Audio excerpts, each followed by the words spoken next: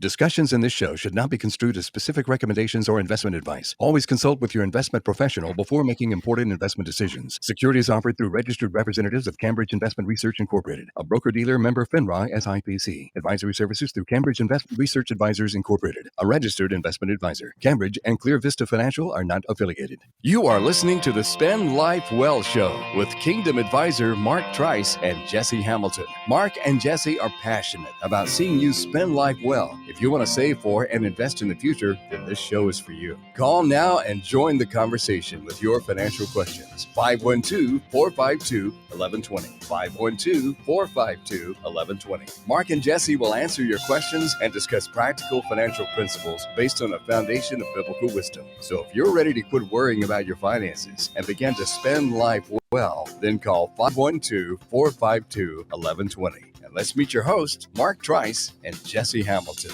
Good morning, everyone. I'm Mark Trice, Certified Kingdom Advisor Mark Trice, and I want to welcome you to the Spend Life Well Show, where we apply biblical wisdom to your financial life. I am joined in the studio today by my co-host and fellow financial professional, Jesse Hamilton. Good morning, everybody. Welcome to the show. Today's verse is show verse. We need to call these show verses, don't we, Jesse? We need to come up with a theme for that. 1 Timothy 5:8. Which says anyone who does not provide for their relatives and especially their own household has denied the faith and is worse than an unbeliever. But we'll talk about this more. You can call us right here in the studio. This is a live call-in show, and we're excited today to have some special guests. And so grab a cup of coffee, give us a call in the studio at 452-1120. That's 452-1120. And Jesse, what do we have in store for our audience today? Well, on today's program, we're going to talk about the biblical context for insurance. So that should be very interesting. Yeah. We're also going to talk about what happened in the financial markets this week. Hold on, everybody. Yeah, hold on, everybody. Including what every investor needs to know to protect your wealth. So we're also going to check out a few questions from our mailbag. But we want to talk with you. Once again, this is a live call-in show. So give us a call. That's 512-452-1120. And remember, folks, you can also send us an email anytime during the show and during the week at radio@spendlifewell.com. That's radio@spendlifewell.com. We'll respond to you on the show if we get it during the show or within 24 hours after you send that in to us. Someone from our office, one of our financial advisors, will give you a call or respond to your email. And if you're lucky, we might even pull one of those questions out of our mailbag for an upcoming show. Yeah, for those of you maybe a little bit shy, send us an email. We'll talk about it on the show. And also, big welcome to those of us joining on Facebook. You can find us on Facebook and other social media channels by visiting spendlifewell.com/radio and follow us on Facebook. You'll get a notification when we're going live. But if you need a reminder at 8 o'clock on Saturday mornings to wake up, grab a cup of coffee, and listen to the program, that's the best way to do it. Yes. So, I think that, today is a really topic that is really misunderstood, Jesse. And in this segment of the program, we're going to talk about insurance. And for those of you that just haven't screamed or had a small accident, because no one wants to talk about insurance. And we're going to visit about the kinds of insurance that you can have and what do you need to consider. And I think also, too, one big question that we always get is, how much insurance do I need? And for how long do I need to own that? And a lot of questions about how much can I afford. Right. So, Jesse, I know one of the things that we kind of talked about that listeners really need to know is insurance biblical? Yes, it is. We talked about that verse in 1 Timothy 5:8, and we're going to dig in to several more bullet points throughout this first segment about why insurance is, in fact, biblical. And there is a distinction there between provision and protection, right? That's right, because we think about protection from the standpoint of maybe auto and homeowners insurance and things like that, even an umbrella policy. We'll get into that a little bit maybe if we have time. But there's also provision, because especially if you're a little bit younger listener, and even if you don't have a family, you need to be able to be prepared to provide for your spouse or others should you reach an untimely demise before it's time. And I think we need to talk about the distinction a little bit more, Jesse, because First Timothy 5:8 says, I'll read it again, anyone who doesn't provide for their family, and I'm paraphrasing this, has denied the faith and is worse than an unbeliever. Now, that's pretty strong words there. Very strong. And so, should you have life insurance? Should you have disability insurance? And especially health insurance? Those are all key things that you need to talk to a professional about. And we want to take your questions today at 452-1120.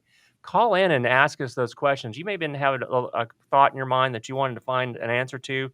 We'll try to help you get to the bottom of that. But, we believe, based on that scripture and others, we believe that being underinsured is really just an example of poor stewardship. And I think, Jesse, sometimes a lot of folks, and we've heard this before, a lot of folks say, I don't want to buy any type of insurance because it just demonstrates a lack of faith. And that's not so. Right. That's not true. Having the proper amount of insurance, whether it be home and auto, life insurance, health insurance, disability, if you have a business, key man and liability. But that doesn't show a lack of faith. It shows proper stewardship. Right. And That's something we've been covering on earlier episodes, and that's really a foundation of the Spend Life Well show. absolutely. God has blessed us with wealth and income, and He's given us so many blessings, and we need to steward it well. And part of that, we believe, is insurance. Yeah. And the thing about it is, and then we know a lot of great insurance folks in the community, and they're very helpful. We refer to a number of them. But you need to talk to a professional on that. We can help you evaluate those things and about what maybe you need and get you to the right person. But Mhm. what we found is, from our perspective, most insurance is really sold rather than bought. And in Okay. particular, there's a lot of confusion about life insurance, and most people end up underinsured. And so we kind of want to talk about a few of these things. And to help us talk more about that insurance, I want to welcome a very special guest. Joe Zygarlenski works with Whorton Insurance. Joey's gonna join us here on the podcast here in just a second, as soon as Daniel makes him live. There you are, Joe. Good morning, Joe. Good morning to you guys. How are you? We're doing great. Thanks Very for good. taking a few minutes this morning to join us. And Joe's been in Austin since the 1970s, right? Now, you were born in like what, North Dakota or Canada, or where somewhere cold, South Dakota. South Dakota.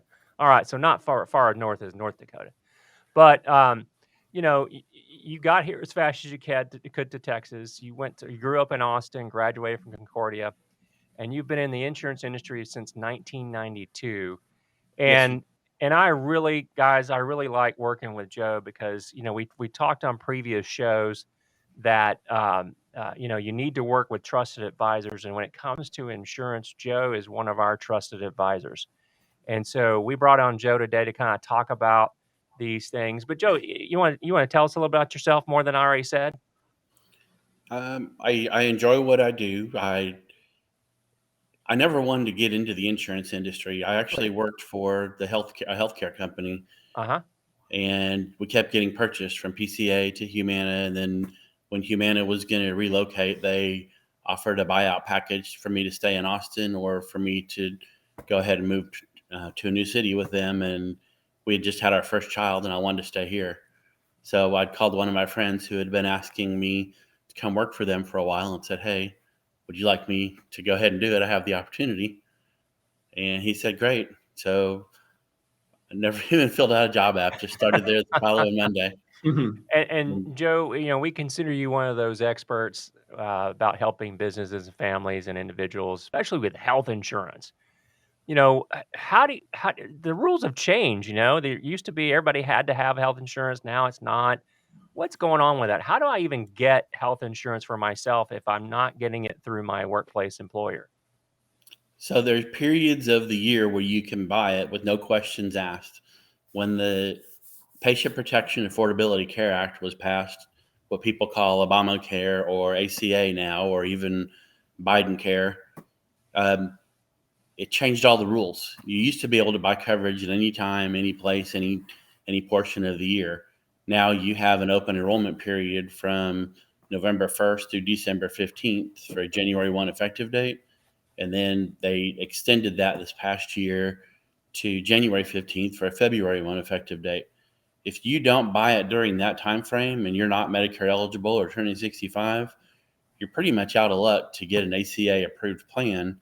So you have to get what's called a short-term major medical, or there's some underwritten plans that are out there, but they're going to look at your height, your weight, your history, your parents' history, brother, family, sister, etc. when they write you. So Huh. best plans that are available are the ACA plans. So, but you Okay. need to do that during that window in particular. So we kind of moved out of that window this year. So if I'm gonna get individual type coverage for myself, I'm gonna have to go through basically underwriting, if you will. With the exceptions of if you have a qualifying event. So if you have a birth in your family, if you have an adoption, if you get married, if you have a death, if something changes, if you leave qualifying coverage, so you get terminated from your job or you retire. And this has been a real different economy with COVID. You have people retiring now that are jumping on individual plans that they weren't going to retire for 4, 5, 8 years, but conditions have changed and now they want to retire. And Cobra can be expensive. Yeah, it really can. I mean, I went through that many years ago, but it's what 102% of the premiums that you and your former employer were paying. Is that right? That is up to 102. Some employers charge the 2%, some don't. Okay, all right. Well, so we've got kids that are heading off to college here next year, Joe, and I'm just curious about what is that limit for my child being able to stay on my health insurance? So they can stay on your current plan until their 26th birthday. It's usually the month of the 26th birthday, and with some carriers, even up to the day of it, that they have coverage. And what we do is when people have employer coverage or even individual coverage, you analyze each situation. Several schools have policies that you can buy that are $125, $200 a month, but the deductible is $750 or $1,250 as opposed to 3, 4, 5, 6, 7 that other people have. Yeah. So that's an alternative for folks, but I'm just curious about that stuff because that is something, when your child is, getting out on their own, maybe you want to try to help them in some way. But if unless there's some other alternative there, like through the school, we get a lot of questions a lot of times that, kids graduated and they move back home and they haven't quite found the job yet that's going to pay insurance. This might be an alternative to keep them on your policy, health insurance policy until they're 26. So You can hopefully by then they'll be out of out of the house, but we know how that is with COVID. you can you'll want to study each case individually. So talk with each family because sometimes you'll put them on the school and then bring them back, put them on the school and bring them back. Some kids will start off at school and then they'll take a semester off. So you'll lose that coverage. Ah, And you really want to study if you have group coverage or not, or individual, because if you're on an individual and you have an HMO and your child's going to another state, they're only going to be covered for urgent or emergent care and have to come back to Austin for primary care. So okay, good to know. I you know we really, have a you lot of really want to kids. ask a lot of questions, and everything is unique to each situation. Yeah, that's good to know because got kids going off to tech in other states and way out in West Texas or other states, and that's good to know if they're not dropping off that coverage. Folks, you can call us here in the studio and ask a question to Joe. At number is 452-1120, 452-1120. You know, Joe, let's just talk just a second about life insurance because a lot of people it's like, well, I really don't need it. I don't have anybody to provide for or care for. What are your thoughts on that? So life insurance is purchased for many different reasons. Some people use it to create an estate. Other people use it to take care of obligations if they were to pass. You have a mortgage, you have a car payment, you have kids to raise, you want to pay for their school. There's many different reasons, and many people will buy life insurance just to be able to donate it to a church or a humane society or an organization because they're able to make their dollars go farther, and they know that if they have a timely demise, even not untimely, but it's planned. It's planned giving. Well, when we come back in just a moment, Joe, I want to ask you, and Jesse and I want to talk to you about, how much life insurance do you really need? And so when we come back from the break, we'll visit about that. You can call us here in the studio at 452-1120. We're prepared to take your questions. We may tap into the mailbag here in just a moment. But thanks for joining us. We'll be right back.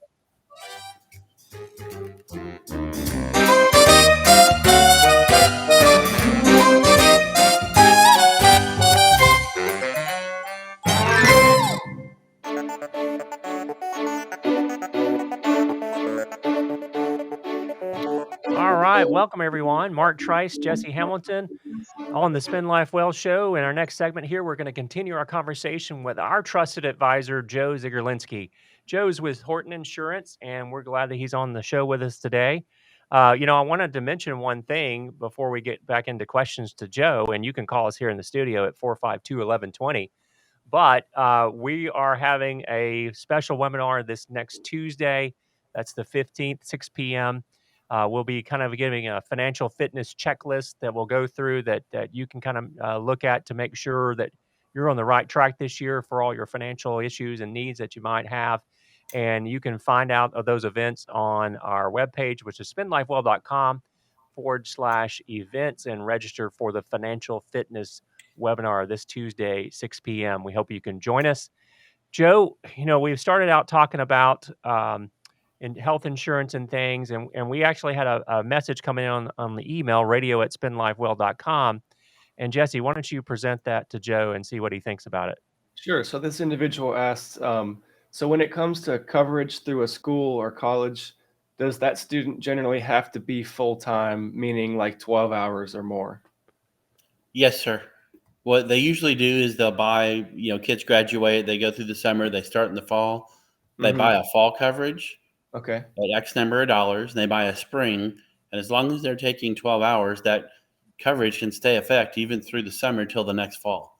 So they don't have to be in summer school, but the 12 hours from each semester gives them year-round coverage. That's a great question. interesting. I didn't realize that. I may need to consider that for both a couple of our financial advisors in our office. In fact, we've got 3 or 4 across our network that all have kids going to college in the fall. So we got to look at that. You can join us 452-1120. Joe's here to answer your questions, any type of insurance. I bet there's not a type of insurance that he doesn't know something about. So I encourage you to send those questions in at radio@spendlifewell.com, or you can just call us here in the studio, 452-1120. So Joe, we started talking about, life insurance and really how much is enough. And you started to answer about, well, there's different reasons that people need life insurance, and what is it that, is important there. But I'm really thinking about, your typical family, young family with kids, and you've got 2 jobs, dual income. And what type of scenario do you see there? Well, how much insurance do both spouses really need to consider? Well, if it takes 2 incomes for them to survive, they're going to want to try to replace the income if something happened to their spouse. Right. You can typically purchase up to 20 times what your annual income is. That's usually the max, unless you're giving a lot of supporting evidence or it's a unique situation, a buy-sell, a key man, or something other than to plan for your family. And Many families don't have any coverage. They don't even have enough for a funeral set aside. So yeah, if the and that employer can be devastating. I mean, devastating from the standpoint of course, you lost a loved one, you lost some income, and you're not able to give them a proper burial without, borrowing money, and that's unfortunate. I'm sitting here taking notes, Joe, because every time we talk, I'm learning something from you. So were you So suggesting that both spouses get life insurance or just one? each situation is different. When you sit down and talk to someone, you want to learn. And this is where we bring in a CFP or tell them to talk to their CFP because they know the full picture. And again, I never wanted to get into insurance, but it ends up I do. And I like helping people. So you're asking them questions. Do they have an estate? Did they have generational wealth? What is their income? Do they have a mortgage? How old are their kids? What obligations, if I were to die tomorrow, are going to be left unpaid that you're going to more or less dump on your family immediately? Your Yeah. kids and your Mhm. spouse, what are they responsible for? So So would you? are you taking notes there, Jesse? Yeah, I got them. So would you generally tack on the value of the debt on top of the income replacement? So like a mortgage or something? Right. Yeah, okay. You total it all up to get a picture, and then you draw the picture for them. And you know, from an insurance carrier's point of view, our job isn't to pick a number for them. Our job is to illustrate what the need is and have them pick the number. There's some people that just don't want to pick a number, and as an agent, you don't want to pick it because you don't want someone to come back and say, "Well, you told my mom or dad to buy this amount, Mhm. and that wasn't enough." Yeah, no, I agree. And you need to be prepared to replace that income. And you're thinking about if you wanted to pay for the kids' college, and you don't have that set aside, that might be something else. But I think what you've illustrated or demonstrated here, Joe, is that our insurance needs really change over time depending on our situation and the wealth that we build up over time as we grow older. 100% truth to that. When we first got married, we bought a life insurance policy on each other because we were buying a house. When we had our first child, we bought another one. When we had our second child, we more or less, the first one was getting close to expiring. We upped the amount and had it. So we've had one set expire, and then we have two other policies. And as they expire, our hope is not to have to purchase another one, because as There you you get go. older, they're more expensive. I tell people to buy for a longer period of time if they're going to get a term insurance, because you can always cancel it. And if something happens in between and you're going to need it longer, then it's already there and you've already locked in a rate. And they've got now available, I mean, maybe even longer than this, because I know, Jesse, this is what you did. You got a 40-year term. I did. Now, Jesse's a young man, and 40 years is really not that old, Joe, for Jesse. And so he got it there as long as he can. I think, are there even some few carriers that are even can do longer terms than 40? It's pretty much 40 is the max. Okay. All right. But typical what we see is, I remember when I was younger, it was 30 was the max. But for the longer term, the longer length of term that you get, the risk is higher for the insurance company, and therefore it's going to cost you Correct. more because you have to basically take on that risk. I think that, uh, and we've got another question that came in through our social media channels. I didn't want to interrupt Joe, but is there a type of life insurance that's better than another one? Yeah, Joe, maybe you can go through the two or three different types of life insurance so people kind of understand what that is, because there's a lot of confusion out there about this. It can get confusing. Well, life insurance is very situational. Some people will only ever buy it through their employer or what their employer gives them, and maybe some voluntary life as well. Some people will seek out a greater amount, or they'll buy a term, or you'll buy a whole, or you would call it a term and you would call it one that builds cash value. Those are pretty much the way that they do it. Now, can they do that through annuities or stocks, or bonds, mutual funds? How are they building that? Well, you will want to look at each person's situation. Some people don't have the ability to save money on their own. So a whole life policy or one that builds cash might be the way to do it. They're going to pay more for it. A portion of that's going to cover life insurance, a portion is going to go to investment. Someone who has a little more capability might want to buy a term and invest the other on their own. They may want to put that into their house. They may want to put it into their kids' education. They may want to put it into an individual stock or an employer stock option plan. So everything is very unique to the individual. Yeah, I know there's another number of proponents out there that say buy term because it's the cheapest and invest the rest. And I wish they were that easy, because a lot of people will look for the lowest cost alternative, but they won't invest and continue to save for the future. And at some point, that term insurance is going to run out, and you have to be prepared financially to either be able to re-up that insurance at a higher rate now that you're older, and who knows if you have health issues, or B, you got to have the financial wherewithal to weather some type of unexpected financial event, like someone in your family dying, an income Right. producer. So, Joe, I think that, one question I have, because we work with a lot of homeschool families, and we actually homeschool our kids. For the spouse that's staying at home and running the household, what do you recommend there as far as that spouse and life insurance? Because I'll give you my opinion, but you're the expert. I want to hear from you, and I'll let you know if I made a mistake or not. I will have to go and dig through an email that I got about 25 or 30 years ago, and it's on the value of your stay-at-home spouse, usually a female at that time. Because if something happens to her, you're replacing a driver, you're replacing a cook, you're replacing a nanny, you're replacing someone that does your laundry, you're replacing a house cleaner. And when you totaled all those up, it's like $4 or $5 million, and you can't sometimes even buy that amount on a spouse. But it's like the Visa trip, priceless. Mm-hmm. How much is it to replace your wife? Well, it might be priceless, Pretty but you're going to priceless. have to put a number value on it because, Mark, if your wife died tomorrow, who's going to take the kids to school?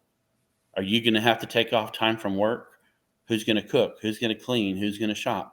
You're either going to have to pay someone or you're going to lose income producing time. My wife just sent me a text. So, uh, no, but that's right. If you have to have insurance on other spouse, and a lot of people are like, well, why do we need to do that? And you just illustrate some of those things. In the case of the homeschool families, that's the educator, that's the principal, that's the teacher, and you are going to have to replace that somehow. Sure, you can pop them back into public schools if you want to, but what if you want to do private school? Can't do that if you don't have the resources to do that. And I'll tell my wife who's listening online, and since it's getting close to Valentine's Day, that you are irreplaceable and priceless. So there's no amount of insurance that will cover what you're worth to our family. But we did, when we made the decision to do that, we did take out a term life policy on her for that very reason. And it's something that we'll continue to keep on until we get to closer to retirement age and maybe have alternative means to be able to pay for those types of things. But Joe, that's a really valuable tip there for folks that have a stay-at-home parent.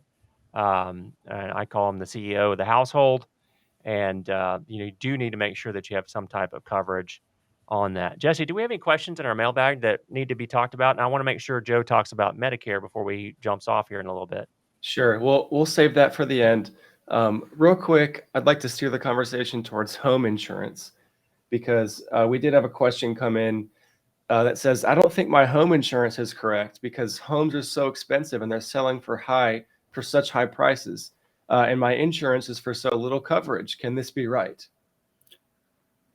Again, lots of individual questions, but just because a tax value on your home is one price and a selling price is another, a construction price is yet a third price. So call your agent, call us, call someone, to get an update. But there is a program, it's called a costimator, that many insurance companies use. You're not insuring the land value, but you're insuring the house. What does it cost to reconstruct that house today, especially with supply shortages? Are you going to pay a premium? So it's always worth Yes. it. And I tell people to do it annually, and people do it more or less every 4 or 5 years. Well, we try to do it for them every year.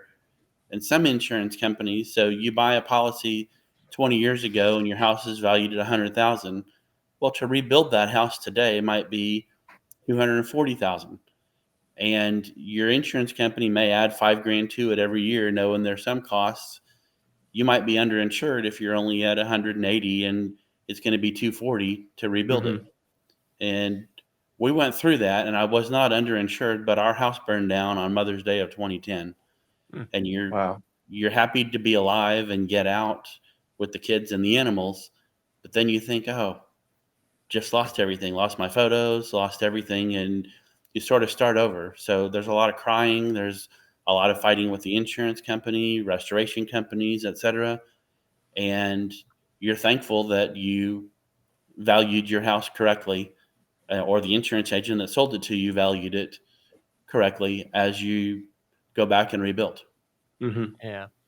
We'll take your calls here in the studio at 452-1120 if you got a question for Joe or us. Joe, we deal with a lot of folks that are in retirement, near retirement, and Medicare is one of the things that causes so much angst and confusion when it's time to sign up.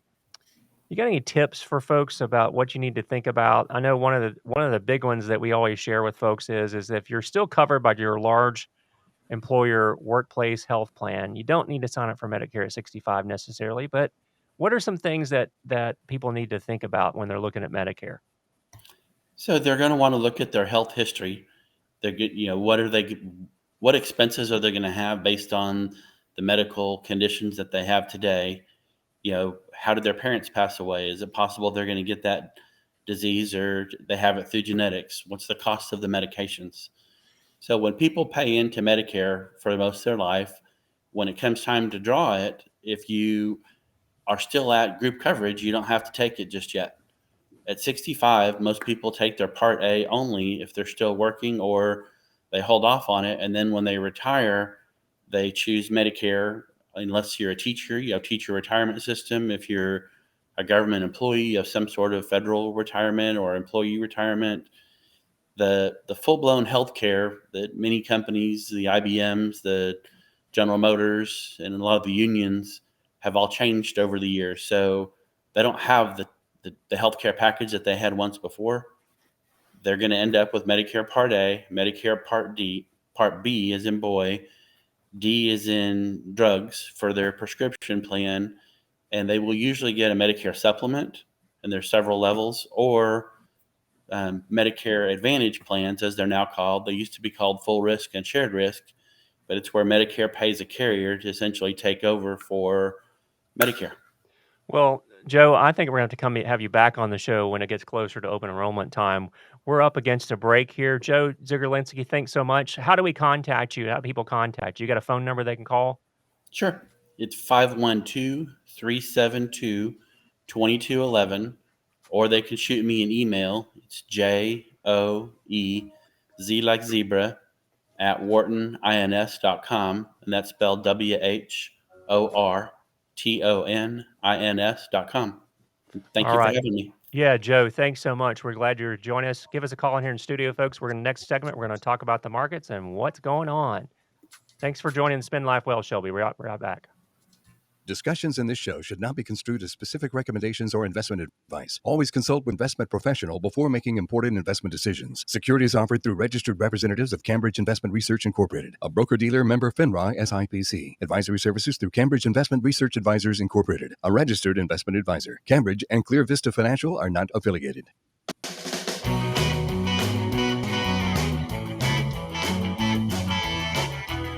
Welcome back, everyone, to the Spend Life Well show. I'm Mark Trice, Certified Kingdom Advisor Mark Trice, and with my co-host here, Jesse Hamilton. Hello, everybody. Welcome to the show. We just want to remind you, you can call us here in the studio at 452-1120, 452-1120. And you can also sign up for our webinar next Tuesday evening on financial fitness. And that is, you can find that information at spendlifewell.com/events. spendlifewell.com/events. But, we want to talk to you. Give us a call here in the studio at 452-1120. Jesse, we thought we were turning this market around, not you and I, but the rally has not held. Give us an update of what's going on this week. Yeah, it's been another rocky road this week, and we definitely thought we saw some strength at one point, but Friday afternoon, we saw a lot of weakness, especially. Let's look at the S&P 500, our favorite index for large cap stocks in the U.S., cap weighted. That index was down 1.28% or 1.82% for the week and 7.29 for the year. A lot of that is because Go ahead, Jesse. I'm Oh, sorry. I was just going to say a lot of that negativity for the week is because of what happened on Friday afternoon. We had lots of different data come out this week. We can talk about it in a few minutes, but for some reason on Friday afternoon, everybody decided to sell off, and we got a big drop down in the S&P 500. And it really violated a key level of support. And this is Mm-hmm. important to remember because we are technical analysts and we manage risk by actively trading our client accounts and making sure that they're in the right investments and trying to avoid losses.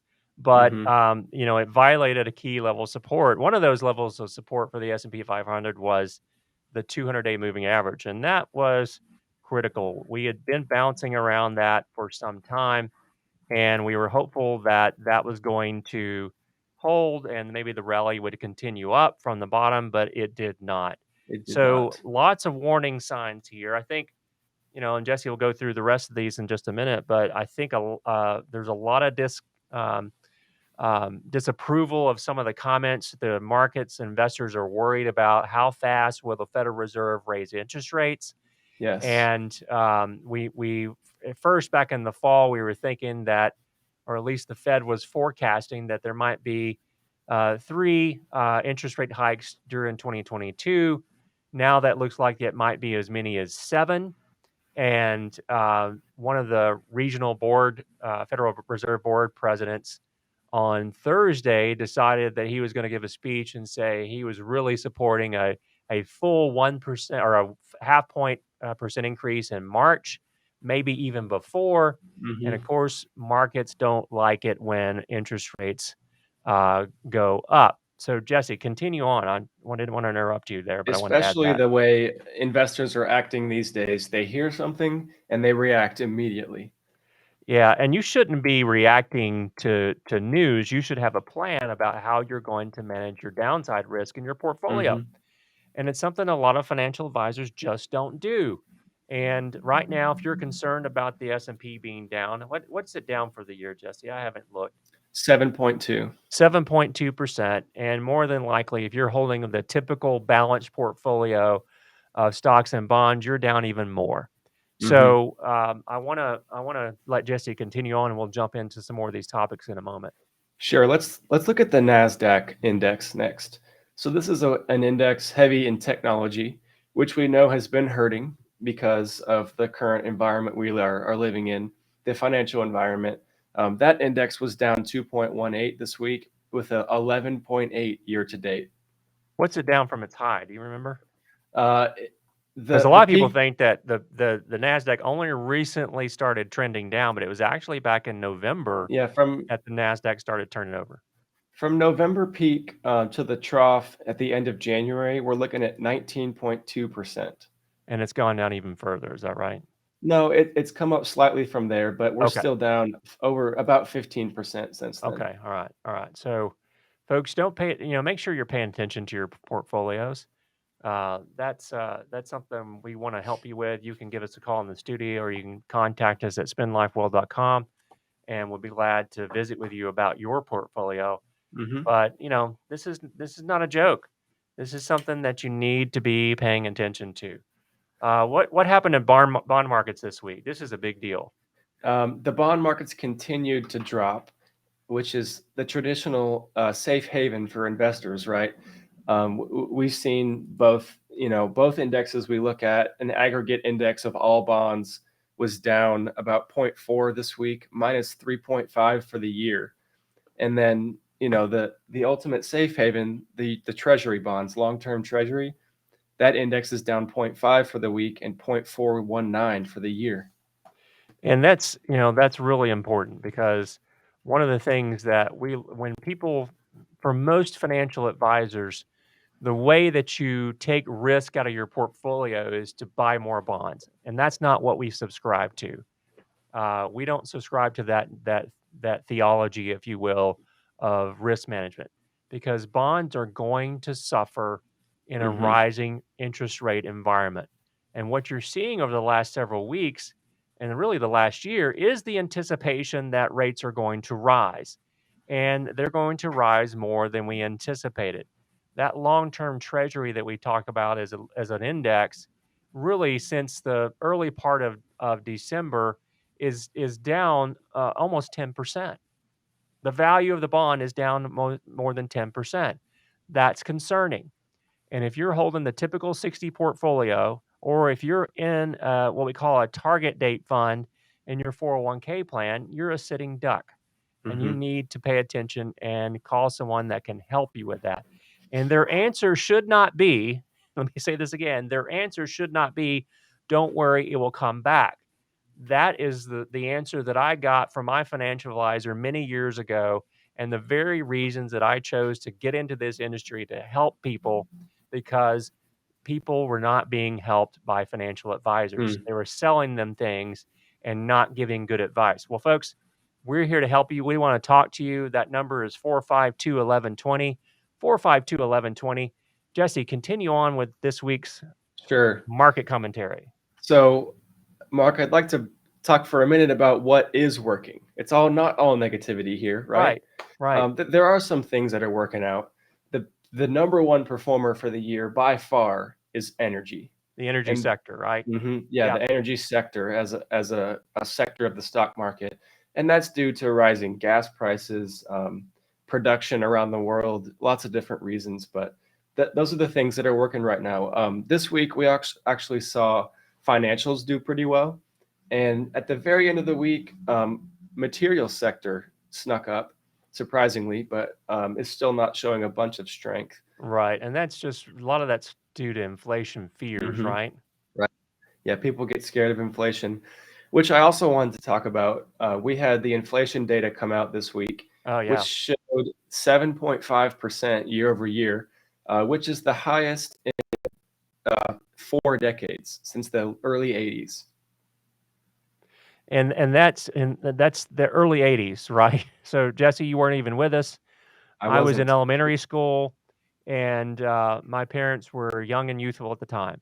Mhm. So, this is during the coming out of the 70s when the United States moved away from the gold standard, and we saw inflation begin to creep up. Then you had an energy crisis on top of that, so things went through the roof, and we all remember, those of us around them remember the long lines at the gas pumps. We remember having to pay 15, 16, maybe even 17% to get a mortgage, Hmm. and those were times, and we're back there now. Maybe not as extreme on the longer term rates, but with the Federal Reserve basically forecasting and broadcasting to us that they are going to raise rates. The question is, will they raise them too little, too late? And will they raise them too much and cause a recession? Folks, too often the stock market has put their faith in the Fed. And for the last decade, the Federal Reserve has propped up the stock market through a number of quantitative easing measures, which we talked about in our webinar last Saturday after the show. But I don't think the Fed's going to be there this time. They have no more tools necessarily, because if inflation's so out of hand right now, why are they still buying long-term treasuries and mortgage-backed securities? That's what baffles me. If they're really concerned about inflation, why aren't they stopping those purchases? And they will. And that's in March, right, Jesse? That they're going to Yeah. stop those purchases. Hmm. So I think there's a lot to be concerned about here, folks. And Monday morning the markets may turn around and go up quite a bit. They may go down some more. But the one thing that we are pretty sure of here, and we don't have a crystal ball, what we are pretty sure of is there's going to be a lot of chop, a lot of ups and downs this year, and even some large wirehouses and banks downgraded their forecast for the S&P this year to not much of a gain of all. So we're real concerned about this. We're watching this to make sure that our clients' portfolios are safe. We want to make sure that yours is safe too. Give us a call in our offices. You can contact us on the web at spendlifewell.com. Send us a message to radio@spendlifewell.com. So what do you suggest that people do, Mark? They look at their 401k maybe this afternoon and they say, wow, I'm in a balanced fund. I'm in a target date fund. Nobody's doing anything about this. What should they do? Well, they need to talk to a experienced financial professional that understands active risk management, and there's not many around like that. We are, of course, one, but they need to talk to an advisor, and they need to make sure that they're not taking too much in their risk in their portfolio. Fortunately, you've got to, if you call the 401k plan, you got to rely on the canned advice. And I don't think that's acceptable. But, give us a call. You can talk to us in our office. You can send us an email at radio@spendlifewell.com. So Jesse, Super Bowl's this weekend, right? Oh yeah, Super Bowl's coming up. Should be a lot of fun. I don't even know who's playing because once again, the Cowboys are not in the Super Bowl. Well, this game's going to be between the Rams and the Bengals. And, we were talking earlier about who the winner's going to be. But this article that I have right here says that the winner is going to be crypto. Crypto? You mean, are they going to be running a bunch of Super Bowl commercials? Yeah. The article here says that the 30-second ad price for a Super Bowl ad this year, $7 million. Oh, wow. I guess some of the .com startups like pets.com and stuff won't be running ads this year. That's a little pricey. Probably not. But the cryptos are going to be running ads. So you're going to see lots of ads about how wonderful crypto is, cryptocurrency. In fact, Jesse and I were driving around together in Austin earlier this week. We saw some non-fungible token billboards. We went to go research those a little bit. You can't buy the billboard, but you can buy the image or the rights to the image on the billboard. And for a couple days. For a couple of days, yeah, and it's kind of crazy. But watch out for those crypto ads this week. Hopefully they'll be entertaining, but don't buy into the hype. If you don't know what you understand crypto, some of you out there really do, and I think that's cool. But it can be a dangerous things, as we see with one of the Super Bowl stars, or soon to be Super Bowl stars, with the Los Angeles Rams. Tell us about that, Jesse. We found a cool story there. Well, not cool for him. Yeah, not cool for him. Story about crypto and how volatile it is. Sure. So it's been popular over the past 2 years for NFL players to buy large amounts of crypto to bet, because they're making so much money. They can make those. That's the operative word, Jesse, is bet. They can bet. They can make those decisions. But Odell Beckham Jr., wide receiver for the Rams, he came over mid-season and got a contract for $750,000 to play in a few games. That's awesome. I wish I could make that, right? Right. But he decided he put that in the bank, right? This is all speculative, but a lot of his friends and experts say that he put it all into Bitcoin. So he got paid in Bitcoin? He got paid in cash, and then he put it into Bitcoin. All right. Well, that's smart, right? Well, the issue here is he bought it at the high when Bitcoin was in the 60,000 range. Actually, right at 64,000-ish dollars. And ever since then, it's dropped. It's gone slightly back up in the last few days. But it went down to what, like 32,000 at one point? At one point, it was low 30s. Oops. But the funny thing here is nobody thinks about taxes. So he received that $750 as income in the state of California. And so he's in the highest bracket for federal and state income tax. And he's going to owe about $380,000 in tax. All right. Wait. Okay. So we're getting close to the end of our show. So he got paid $750,000. He's going to owe $380,000 in tax, but his Bitcoin's only worth about $400. Right. So you do the math there, and he made about $30,000 this year. Well, he's not as smart as I thought he was. No, I mean, he's fine. He makes millions elsewhere, but that just shows that people are not thinking about the tax burden of when you put your money into Bitcoin. But it's just a funny story. He's doing fine. And the sad thing is, folks, we see a lot of investors that think that they're going to get rich quick with something like cryptocurrency or maybe the latest meme stock on the web, and they end up losing their shirt, and we don't like to see that happen. But we'll talk more about this in upcoming shows, folks. Lord willing, we will be back next Saturday morning at 8 a.m. You can listen to us. You can listen to a replay if you go to spendlifewell.com and click on the Facebook page. We can show you how to listen anytime or read to different segments and stuff. We thank you so much for joining us today. Have a blessed weekend. We will talk to you next week.